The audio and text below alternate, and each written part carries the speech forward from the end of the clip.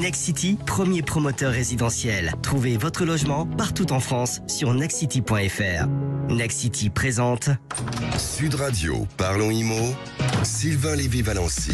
Votre rendez-vous 100% immobilier sur Sud Radio, comme tous les samedis jusqu'à 10h. 0826 300 300. Vous êtes propriétaire, vous êtes locataire, vous nous appelez, vous nous laissez vos messages, on répond à vos questions. On est avec Sylvain Lévy-Valency. Bonjour à vous. Bonjour Jean-Marie, bonjour à toutes et à tous et merci d'être avec nous sur Sud Radio. Et effectivement, on va parler d'immobilier aujourd'hui, un beau programme encore avec beaucoup de questions auxquelles nous allons apporter des réponses avec moi en plateau, comme c'est l'usage maintenant tous les samedis matins.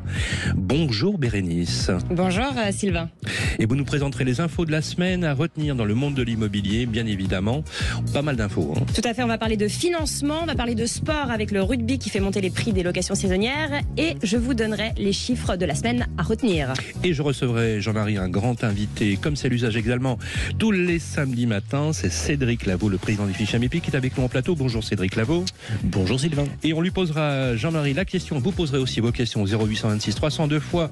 Est-il toujours important, intéressant d'acheter dans l'immobilier malgré le matraquage fiscal que subissent les petits propriétaires, les grosses galères, mais alors vraiment les grosses galères pour trouver Est-ce que c'est le moment, un logement? Pour vous donner une idée, 231 dossiers pour avoir une seule annonce. Ça explique tout de suite la donne. Effectivement, beau programme en tout cas, puis je le rappelle, 0826 300 300, vous nous laissez vos messages, vous avez un problème, tiens pourquoi pas, justement on a une belle histoire à raconter et quelqu'un a aidé aujourd'hui Bérénice. Oui, Frédéric Demestre avec nous, sa tante assez âgée possède un logement avec le locataire qui ne paye plus le loyer, on va le mettre en relation avec un avocat pour essayer de trouver une solution. Oui, le fléau du squat. Tout de suite, les infos. Et Bérénice va nous présenter les biens coups de cœur. Évidemment, bien sûr, mais de toute façon une émission immobilier où on présente pas d'annonce, c'est quand même dommage. Si vous voulez acheter, on va vous aider. Quoi qu'il en soit, tout de suite, les infos à retenir. Et je commence avec les chiffres à retenir de la semaine annoncés par les spécialistes de l'estimation immobilière Meilleurs Agents. En 2023, le nombre de transactions devrait se situer autour de 890 000. C'est 20% de moins que l'année dernière, puisqu'en 2022, il y a eu 1 100 000 transactions. Alors quand je dis transactions, je parle de ventes dans l'ancien, c'est-à-dire ce sont des logements existants. Je précise tout de même que 2022 comme 2021 étaient des années exceptionnelles. Ensuite, on note une diminution des prix de 0,4% dans toute la France. Donc, il faut le dire, c'est minime. Globalement, les prix se maintiennent. Mais quand on regarde dans le détail, Bordeaux et Lyon sont les deux grandes métropoles où les prix ont le plus diminué. Moins 9% en moyenne à Bordeaux et moins 8% à Lyon. Sur le marché locatif, on constate un début de pénurie. Moins 18% de biens à louer depuis janvier 2022. On parle de financement maintenant. Le nombre de crédits immobiliers accordés a continué de chuter, Bérénice. Et oui, rappelez-vous, il y a un peu plus d'un an, les banques étaient submergées par les demandes de crédit avec des taux historiquement bas. Eh bien, ce temps-là est bel et bien révolu. Au mois de juillet, c'est seulement 12 petits milliards d'euros qui ont été octroyés. Alors ça représente une chute de 45% des volumes de crédit accordés par les banques aux ménages par rapport à juillet de l'année dernière. Alors ça, ce sont les chiffres de la Banque de France qui ont été publiés cette semaine. Et si on regarde depuis janvier, on est sur le même rythme puisque l'on enregistre une baisse de 40% de ces volumes des crédits accordés. Alors il faut noter aussi une accélération de cette baisse ces 2 derniers mois. Cette baisse est liée à la hausse des taux d'intérêt, Bérénice? Eh bien oui, elle s'est poursuivie, cette hausse cet été. En juillet, on était à 3,17 de taux d'emprunt à l'habitat. Alors, je parle hors frais et assurance. Et en août, on est passé à 3,32. C'est le double d'il y a un an. Maintenant, hors négociation, les taux atteignent désormais 3,63. De ce fait, de nombreux Français ont décidé de reporter ou même d'annuler leur projet IMO. Donc, c'est logique.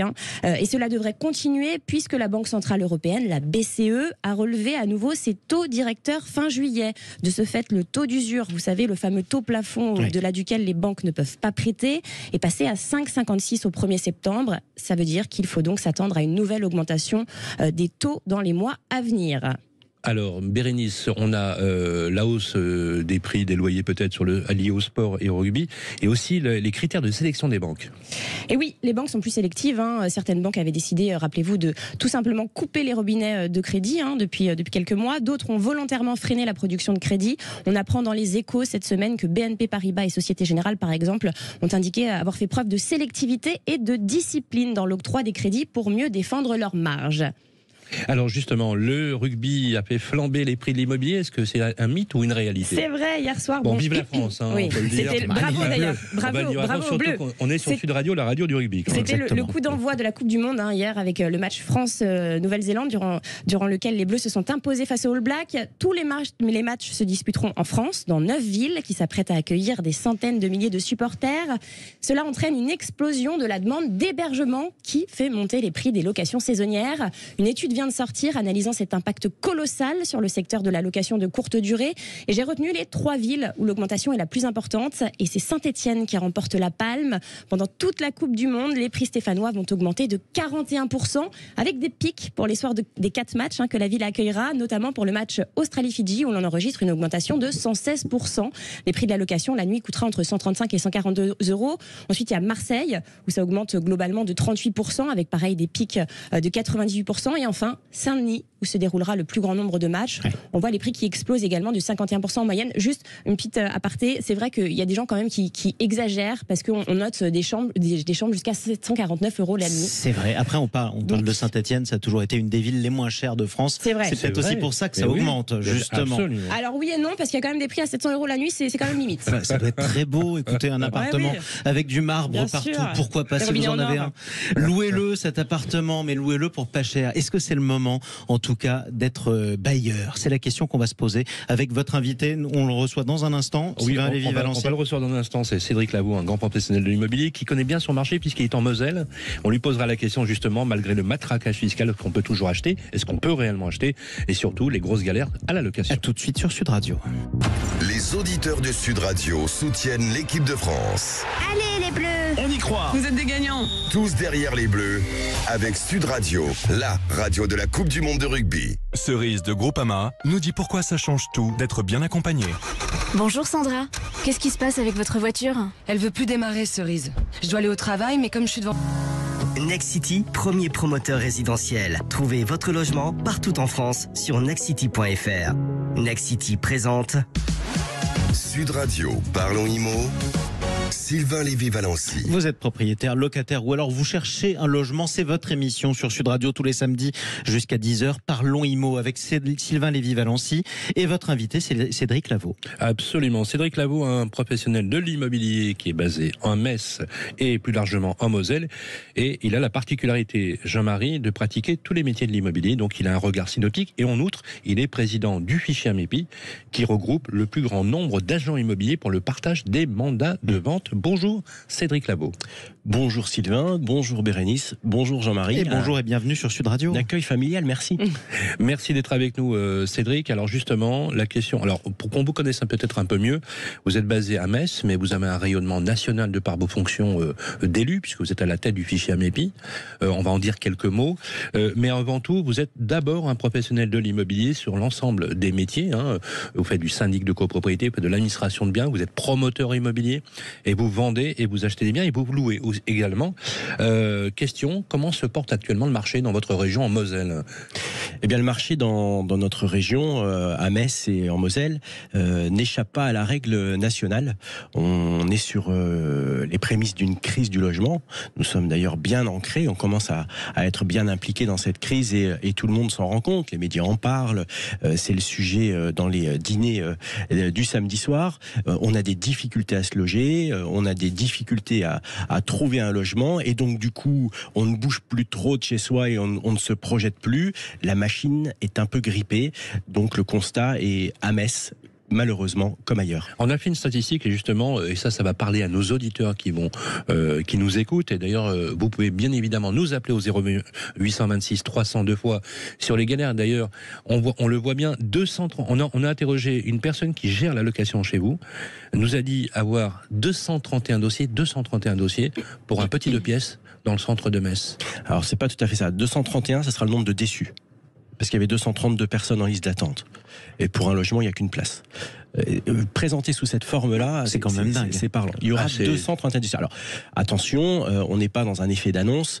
Ce ne sont pas la réalité de tous les logements. Sur le parc de mon agence, à Metz, j'ai une 40aine de logements à louer, alors que habituellement, j'en ai entre 150 et 200. Donc, on a 3 fois moins de logements à louer. Il y a les logements qui ne sont pas disponibles immédiatement, le temps que les locataires s'en aillent, du temps des préavis, etc., pour que les projets concordent. Donc, on a ce ressenti. Ce logement était en hypercentre, donc très recherché. C'était un 2 pièces, une petite surface. On est en manque de petite surface. Et puis, il était à loyer modéré parce qu'il était conventionné par l'ANA. Donc, il remplissait tous les critères qui permettent de se projeter à un jeune ou un couple de vivre au centre-ville. Alors, la question, on en a parlé la semaine dernière, puisque à votre place était présent Charles Marinakis. On voit que le nombre d'annonces immobilières sur les principaux portails d'annonces immobilières que j'ai cités la semaine dernière, je vais donner le nom parce que la source c'est bien ici, communique sur une baisse de 48% d'annonces. Donc ça veut dire que les chiffres que vous indiquez corroborent complètement vos statistiques. Oui, ça corrobore. On a une perte d'offres et une croissance de la demande, mais qui est mécanique.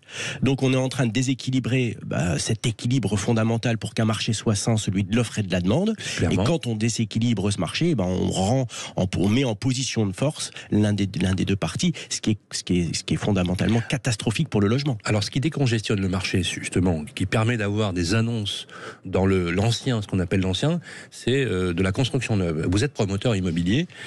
Actuellement, vous avez un chantier qui se développe à Mézières-les-Metz, sur les rives de Moselle, jusqu'au Luxembourg. Question, est-ce que vous aussi, vous êtes en panne, puisque c'est une catastrophe, il n'y a plus de logements qui se fabriquent aujourd'hui, qui se construisent. Pour une première dans l'histoire, on va construire moins de 100 000 logements cette année, ce qui est quand même absolument incroyable. Là où il faudrait, pour satisfaire la demande des Français, 500 000 logements. Oui, 450 000 au minimum, mais effectivement, on a l'impression qu'on découvre ce phénomène. Et ça fait 10 ans que les professionnels hurlent et qu'il y a une réelle problématique sur le fait qu'on est en train de limiter l'offre. Parce qu'on le sait, il y a quelque chose qu'on maîtrise fort bien, c'est la demande. On connaît la démographie, on connaît les changements de comportement aussi des gens. Les nouveaux usages, les phénomènes de décohabitation, voilà. Les divorces, les familles monoparentales, on vieillit plus longtemps chez soi. Et puis maintenant, depuis la crise Covid, on travaille à la maison. Donc l'habitat n'est plus seulement ce lieu dans lequel on rentre à 18-19 heures et on repart à 6 heures du matin. C'est un lieu maintenant dans lequel on vit, c'est un cocon, on s'y projette, on y travaille. Donc il faut en plus qu'on s'y sente bien, c'est fondamental. Alors justement, qu'est-ce qu'on peut donner comme conseil à ceux qui nous écoutent pour essayer, on va dire, de lutter contre ce désespoir incroyable de trouver une location en ville? Je rappelle les chiffres qu'on avait cités la semaine dernière. 12% des élèves renoncent à aller dans les écoles parce qu'ils ne sont pas logés. 17% des contrats à durée indéterminée pour les jeunes actifs ne seront pas signés parce qu'il n'y a pas de logement. Quels conseils vous pouvez nous donner? Et aussi quelques mots, puisque vous gérez un fichier qui s'appelle l'AMEPI, qui a 4000 agents immobiliers partout sur le territoire. Oui. Alors, quelles sont les remontées? Est-ce que vous avez 2-3, tuyaux, conseils à donner à ceux qui nous écoutent? Eh bien, déjà, je pense que le contact physique est important. Donc, déplacez-vous dans les agences immobilières. Présentez-vous. Aujourd'hui, je ressens, moi, quand on a des clients au téléphone, un état de colère. Les gens sont en colère parce qu'ils ne trouvent pas de logement. Ils ont le sentiment qu'ils ne sont pas toujours rappelés ou rappelés à temps, qu'on ne les a même pas recontactés pour leur dire qu'ils ne pouvaient pas faire une visite. Ce qu'il faut savoir, effectivement, c'est que par jour, les agents immobiliers en charge de la location peuvent gérer de 200 à 400 contacts. Donc il y a aussi une difficulté dans l'organisation des agences immobilières pour gérer tout ça. Qui crée quoi? De l'insatisfaction auprès des demandeurs, des clients? Et oui, je me mets à la place des gens. Ils cherchent un logement, on les rappelle jamais. On a du mal à gérer tous ces flux entrants. Donc déplacez-vous dans les agences. Nous on a créé à l'agence un pôle d'accueil spécifique pour accueillir les personnes en demande d'une location. Et puis on essaye de faire le tri, de regarder avec eux ce qu'il est possible. On l'a dit, les professionnels de l'immobilier gèrent des petits propriétaires bailleurs qui représentent aujourd'hui dans le marché locatif qu'on appelle privé, en dehors du logement social. Les 2 tiers des personnes qui habitent dans le marché privé seraient éligibles au logement social. Donc vous avez une mission très importante de location. Question, est-ce que quand on voit cette compression de l'offre, cette compression du manque de logement, ça va faire flamber les prix au loyer, des loyers, première chose. Et la deuxième chose, alors les loyers pour les locataires, ça c'est clair. Et là c'est assez douloureux. Et en même temps, on voit que les propriétaires sont frappés comme jamais par un matraquage fiscal qu'on a rarement connu. Et une inflation normative. Bérénice Deby, la semaine dernière, nous disait sur la taxe foncière qui frappe les propriétaires, il y a certaines régions, c'est plus de 52% d'augmentation. Oui, par notre belle capitale. Qu'est-ce qu'ils font? Ils vont jeter l'éponge, ils vont laisser les appartes vacants. Qu'est-ce qui va se passer? Entre les loyers qui flambent et les propriétaires matraqués... Il y a un réarbitrage. Prenons l'exemple du diagnostic de performance énergétique, le fameux DPE. Les 3 dernières lettres E, F, G ne vont plus être louables. La loi climat et résilience nous a demandé, avec un calendrier qui va s'établir sur différentes entre périodes. 2025 et 2034, hein, ça va. Tout à fait. On va devoir retirer ces logements du parc de la location. Combien de logements? Alors, ça représente 80% du parc locatif français. Ah, quand même. Ces 3 lettres.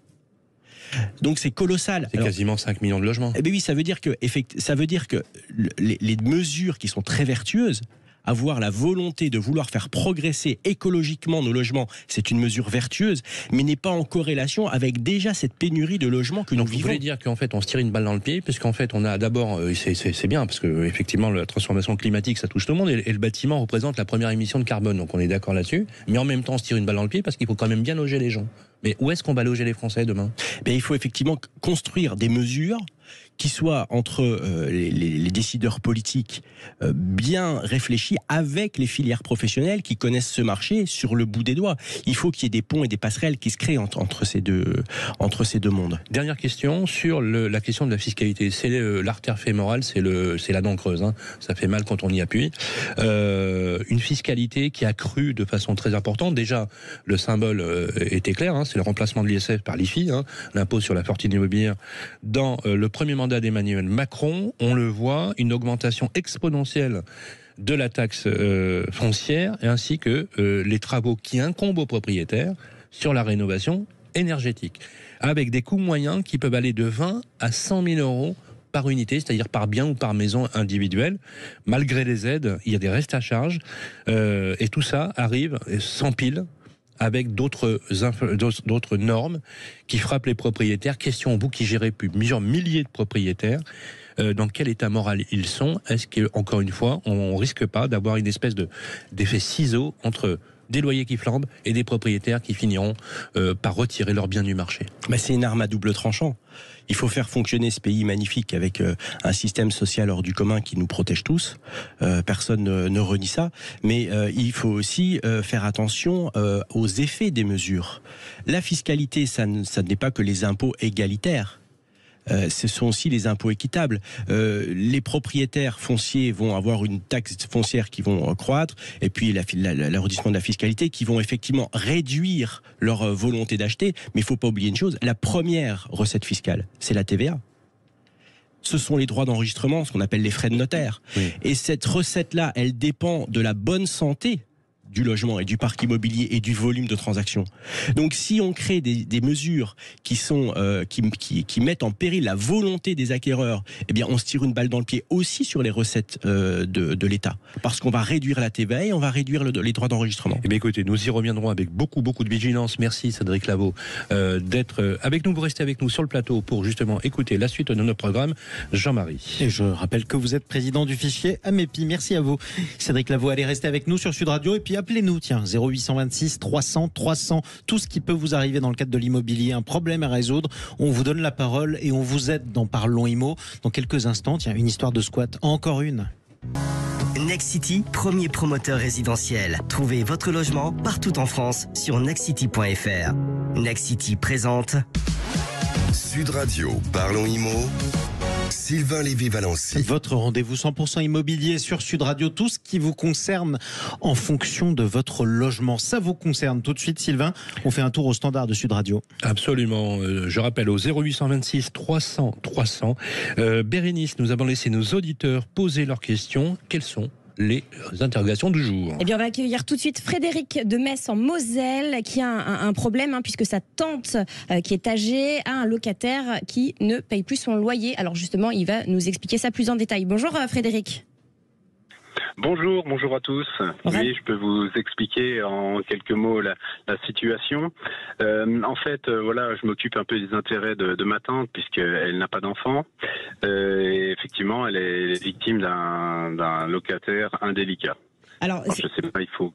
Alors, justement, c'est vrai que ce logement avait été acheté. Racontez-nous un petit peu l'historique. En 84. Ouais. Alors ouais, le logement a été acheté sur plan en 1984. À l'époque, mon oncle vivait encore. Et il a été, c'était un investissement locatif. Il a été mis en location tout de suite en 1985. Et en fait, la locataire qui était dans cet appartement a vécu toute sa vie dans cet appartement sans aucun problème. Elle est décédée en fait l'année dernière au mois d'août, donc ça fait un peu plus d'un an, ça fait 13 mois. Et en fait, ma tante a voulu récupérer l'appartement pour le mettre en vente. Or, lorsqu'elle a voulu reprendre possession du logement, eh bien, il s'avère que le fils de cette dame décédée avait pris possession de l'appartement et voulait pas sortir. Donc, en gros, il est dans l'appartement depuis 13 mois. Il veut pas sortir. Et il ne paye pas le loyer. Il paye pas le loyer, forcément. Et juste, votre tante a quel âge? Ouais. Votre tante a quel âge? Elle a 87 ans. Elle a 87 ans. Mon oncle est décédé il y a une dizaine d'années, donc c'est elle qui gérait en direct avec la locataire l'appartement. Et maintenant, ça s'est toujours bien passé. C'est pour ça qu'elle n'a pas pris d'agence. Et aujourd'hui, elle est face à un mur. On a essayé de tenter de faire des démarches. Et en fait, alors justement, cette personne, elle ne peut pas sortir. Et elle paye pas le loyer. Mais en plus, ma tante doit payer à peu près 800 € de charges de copropriété tous les trimestres. C'est quand même incroyable. Et j'imagine que ce loyer lui permettait d'avoir un complément de retraite. Alors, on va vous mettre tout de suite en relation avec notre expert du jour. C'est Maître Rossilandi. Bonjour Romain Rossilandi. Vous êtes avocat en droit immobilier. Bonjour Maître. Bonjour. Alors, vous avez entendu le témoignage de Frédéric. Qu'est-ce que vous pouvez nous dire à ce sujet, Maître ? Alors oui, malheureusement, j'ai vraiment l'habitude de ce type de dossier à mon cabinet. En fait, il y a une question juridique quand même assez centrale dans ce que nous dit votre auditeur. C'est la question classique du transfert de bail au profit des descendants. Si j'ai bien compris, c'est le fils de la locataire qui s'est installé dans les lieux au décès de celle-ci. Alors ça, on le voit très souvent dans les dossiers, notamment dans les locations HLM. Parce que les loyers sont pas chers, et les logements sont rares. Donc ça, moi j'ai eu beaucoup de dossiers où effectivement tout d'un coup les descendants venaient s'installer dans le logement, dans le centre de Paris pour essayer de bénéficier du nouveau. Et c'est pas un squat. C'est pas un squat. Ça s'appelle pas un squat. C'est pas du tout un squat parce que la loi du 6 juillet 89, qui est la grande loi, si vous voulez, sur les baux d'habitation. Je vais vous épargner le texte, mais c'est l'article 14 qui dit que lors du décès du locataire, le contrat de location est transféré aux descendants. Attention, il y a une condition, et c'est ça qui est très important dans le dossier. Donc aux descendants qui vivaient avec lui depuis au moins 1 an à la date du décès. Ah d'accord, donc, ok. Il faut savoir si ce monsieur, cet occupant, habitait dans les lieux au moins 1 an avant la date du décès.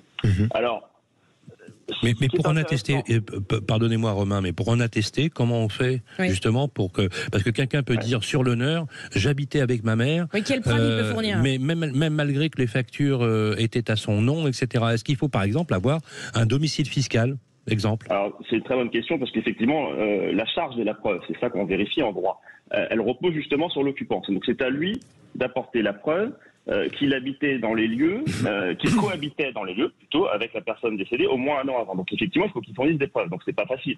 Ça peut être des documents, des factures de téléphone, ça peut être ce genre de choses, mais c'est assez difficile à apporter cette preuve. Et encore une fois, cette preuve repose sur l'occupant. Donc ça, c'est un point qui est très important parce que j'ai l'impression que ce que disait votre auditeur Frédéric, c'est qu'il s'est installé au moment du décès, lui. Donc s'il s'est installé au moment du décès, il aura du mal à apporter la preuve qu'il habitait dans les lieux avec la locataire défunte l'année précédant le décès. Donc, alors qu'est-il possible de faire concrètement? Il nous reste 2 minutes sur le timing. Qu'est-ce que Romain Rossilandi, comment on peut aider Frédéric justement à trouver une solution? Alors, il faut, à mon avis, là, pas tergiverser, il faut lancer la procédure. C'est-à-dire qu'il faut saisir le tribunal, qui est le juge des contentieux de la protection, c'est l'ancien tribunal d'instance. Il y a deux motifs, à mon avis, pour demander l'expulsion. Premier motif, effectivement, l'occupant ne justifie pas avoir habité dans les lieux 1 an avant le décès. Donc, il est devenu ce qu'on appelle pas un squatteur, mais un occupant sans droit ni titre. Et puis, deuxièmement, il ne faut pas oublier, il doit payer un loyer, au moins une indemnité d'occupation à partir du moment où on habite dans les lieux. Donc, moi, ce que je ferai une demande principale pour dire, voilà, vous n'habitez pas, vous ne justifiez pas habiter dans les lieux depuis 1 an avant le décès, donc vous êtes un occupant sans droit ni titre, donc vous devez partir. Et à titre subsidiaire, vous n'avez rien réglé depuis le décès de la locataire, donc vous avez une dette de loyer, donc le tribunal ordonnera la résiliation. Est-ce qu'on peut espérer qu'il obtienne une réponse rapide, justement, avec ce type de procédure? Est-ce que ça va se dénouer? Vous savez, Sylvain, c'est long, c'est un parcours du combattant, la procédure d'expulsion, on le sait dans notre pays. C'est aussi pour ça que les propriétaires ne veulent pas louer. Ils ont peur de louer parce que en général c'est 18 mois. Et une fois qu'elle est actée, l'expulsion, comment, parce qu'il faut qu'il veuille partir aussi, comment on fait si l'occupant refuse de partir? Est-ce que malgré un ordre d'expulsion, absolument, absolument. Comment on fait? Ça aussi c'est classique, c'est aussi pour ça que c'est très long. Donc il y a une procédure qui va durer 1 an à peu près. Alors il peut la lancer maintenant, la procédure, même si elle a la trêve hivernale, on peut lancer la procédure pendant la trêve hivernale. Et une fois qu'on a la décision de justice, si le préfet n'accorde pas le concours de la force publique, comme c'est trop souvent le cas, j'en ai souvent parlé avec vous, Sylvain, moi je dis toujours à mes clients, on va faire un recours indemnitaire auprès du préfet pour refus de concours de force publique, parce que le préfet doit exécuter les décisions de justice. Et son obligation, c'est la responsabilité de l'État, et ça, croyez-moi, ça fonctionne du tonnerre. Et question importante peut-être pour vous, Romain, et pour conclure, d'expérience. Frédéric, malheureusement, il en a pour combien de mois ou d'années avant d'avoir une chance de récupérer la licence de l'appartement? On avait dit 18 mois. En tout ça dépend beaucoup de l'audiencement là-bas à Metz, que je ne connais pas, mais moi je pense qu'effectivement, s'il lance sa procédure maintenant, il peut espérer une expulsion l'année prochaine. Et ce qu'il faudrait espérer, c'est qu'il arrive à obtenir l'expulsion avant la trêve hivernale de 2024-2025. Bon donc courage, on est entre 12 et 18 mois, quoi. Donc c'est vraiment une galère. C'est incroyable. Après, il peut peut-être partir d'ici là, mais par contre là, il ne faut pas tarder. Il a trop attendu à mon avis pour lancer la procédure. Donc Frédéric, vous avez compris, il faut absolument lancer immédiatement la procédure. Merci beaucoup. Je rappelle qu'on vous répond au 0826 300 300. Continuez à nous appeler. Et merci à Romain Rossilandi d'être avec nous comme expert. Et soyez patients, surtout Frédéric, vous tous qui avez peut-être une histoire similaire ou alors qui êtes locataire. Pareil, 0826 300 300, vous pouvez nous laisser vos messages toute la semaine. Tout de suite, les biens coup de cœur. On va voyager un peu dans toute la France pour découvrir des biens qui sont à vendre. Sylvain. Oui, absolument. Chaque semaine, nous présentons des biens. Alors, je vous rappelle, on va présenter un bien, une particularité, c'est le bien viager, qu'on va présenter chaque semaine avec le réseau Viagimo. Et on va présenter chaque semaine, on se livre à un exercice très sympa, Jean-Marie. On sillonne la France pour justement pitcher des biens, trouver des biens. On fait des visites. Et pas forcément des biens qui valent très cher, mais ça peut arriver de temps en temps. C'est vraiment le coup de cœur de la rédaction. Bérénice Deville. Alors cette semaine, justement, pour ce premier bien viager, direction Mouton, qui se situe à 28 km au nord d'Angoulême. Il faut savoir que c'est la capitale de la BD, un petit village de 22 habitants. Ça fait rêver quand juste on vit à Paris. Juste à côté du village de Saute. C'est vrai. On passe par Saute-Mouton pour aller... c'est bien. Très bonne. Elle est très bonne. De bon matin, ça met du temps à monter au cerveau, mais c'est très bien. Commune donc plutôt bien desservie, en revanche, pas trop loin d'une départementale et à 10 km de la gare de Luxé qui dessert par TER Angoulême, Poitiers et Bordeaux. Donc c'est pas mal. Notre bien est un ensemble composé de 2 maisons d'habitation au style ancien, dont une louée actuellement, ainsi que d'une dépendance de 150 mètres carrés qu'il est possible d'aménager. La première maison, elle fait 88 mètres carrés. Elle est louée actuellement à un tarif de 480 € par mois. Elle est composée d'un rez-de-chaussée, d'un salon, d'une cuisine, d'une arrière-cuisine. Ça, c'est génial pour recevoir du monde. Une chambre, une salle de bain et un WC. Puis à l'étage, 2 autres chambres et un autre WC. Et la seconde maison est libre de toute occupation et elle fait 60 mètres carrés. Le tout est proposé au tarif de 131 000 € en valeur vénale par l'agence Viagimo d'Angoulême. Ouais. Un bien proposé par notre partenaire Viagimo, ça c'est important de le rappeler. Viager, voilà. Un bien en viager. Donc du coup, c'est quoi les conditions? Alors, le bien est proposé ici en vente à terme libre, c'est-à-dire que vous pouvez l'habiter ou le louer à votre profit dès la signature de la vente. Et votre vendeur en garde néanmoins la nue propriété pendant 15 ans. Alors, côté financement, si vous êtes intéressé, voici le financement, 50 500 € comptant, puis 506 € par mois de mensualité pendant 15 ans. Plus d'infos et les les photos de cette maison sur le site de notre partenaire Viagimo. Alors, on a eu aussi au niveau de la rédaction des coups de cœur et je propose que nous allions à Cap-Breton. Oui, on reste dans le sud-ouest, commune située donc dans le département des Landes. Vous savez que c'est une destination très appréciée par les touristes. Notre bien est une maison de 135 mètres carrés construite en 1928. Donc un emplacement idéal puisque c'est à quelques minutes de la plage des Santochas et du centre-ville et des bords du Boudigo. Donc c'est un petit canal auberge aménagé. Donc c'est une villa actuellement divisée en 3 appartements totalement indépendants avec compteur et entrée séparée. Donc il y a 2 possibilités. Soit vous réunissez le tout et donc ça fait 3 appartements. Soit on loue, voilà, soit on soit on investit. loue les 3 appartements. Donc le tout est proposé au tarif de 799 000 € par l'agence Orpi de Cap-Breton et les images sont évidemment disponibles sur le site Orpi. C'est une très jolie maison. Pour le financement, avec un apport de 10%, donc c'est-à-dire 79 900 et un emprunt sur 25 ans à 3,85, vous pouvez estimer des mensualités de remboursement à 3 736 €. Si on arrive à louer, effectivement, ça peut être une opération intéressante. On a un dernier bien, direction Toulouse, la ville rose, oui, je vous bien connue de emmène Sud Radio. cette fois-ci dans un appartement de 70 mètres carrés, 3 pièces, idéalement situé à proximité d'établissements scolaires. C'est un T3 avec 2 chambres, une petite cuisine, une salle de bain. Le chauffage est individuel et l'immeuble est semi-récent. Il était construit en 2003. Ce bien vous est proposé pour la somme de 230 000 €, 230 000 par l'agence Citia de Toulouse Victor Hugo. Et côté financement, avec un apport de 10%, donc 23 500 € et un emprunt sur 25 ans à 3,73, votre remboursement mensuel s'élèvera à 1 271 €. Bon, du coup, vous avez choisi quoi, le bien dans le hameau ou alors la ville rose? Moi, j'aime bien Toulouse. Vous aimez bien Toulouse? Vous avez raison. Moi, je préfère Cap-Breton, si je peux me permettre. Chacun, il y en a pour tous les goûts. En tout cas, merci à vous tous sur Sud Radio. Je rappelle que Parlons Immo est à retrouver en podcast sur sudradio.fr, qu'on réécoutera l'émission d'ailleurs sur Radio Immo, puisque vous en êtes le fondateur. Tous les mardis à midi, nous rediffusons l'émission de Sud Radio, justement, pour vous permettre aussi de nous écrire directement, que ce soit à Sud Radio ou à Radio Immo, pour répondre à vos questions. La semaine prochaine, nous recevrons Stéphane Dallier, directeur général du pôle résidentiel du groupe Nexity. Exactement. Et jusqu'ici, vous pouvez toujours nous laisser vos messages. 0826 300 300. C'est la fin de Parlons Immo sur Sud Radio. Sud Radio, Parlons Immo, Sylvain Lévy-Valency. Avec Nexity, premier promoteur résidentiel. Trouvez votre logement partout en France sur nexity.fr.